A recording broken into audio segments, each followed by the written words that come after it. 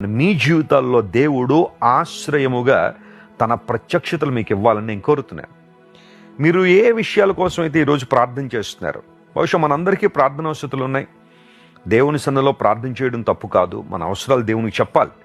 లేఖనాలు అదే చెప్తున్నాయి కదా, ప్రతి విషయాన్ని దేవుని దగ్గర తీసుకురమ్మన్నాడు.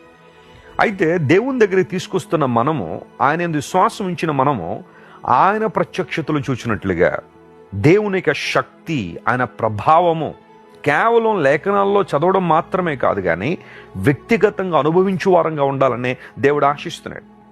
దేవుని యొక్క ప్రేమను మనం వ్యక్తిగతంగా అనుభవించాలి, ఆయన కృపను మనం వ్యక్తిగతంగా అనుభవించాలి. అప్పుడు మన స్తుతిలో చాలా మార్పు వస్తుంది. మనం చేసే స్తుతిలో, మనం చేసే ఆరాధనలో ఒక వినూత్నమైన మార్పును మనం అనుభవించాలంటే we have to experience the love of God and the grace of God. దేవుని ప్రేమను తలపోసుకోవడం, దేవుని ప్రేమను అధ్యయనం చేయడం, నీ జీవితంలో ప్రాముఖ్యంగా దేవుడు తన ప్రేమను ఏ విధంగా కనుపరిచాడో తెలుసుకోవడం.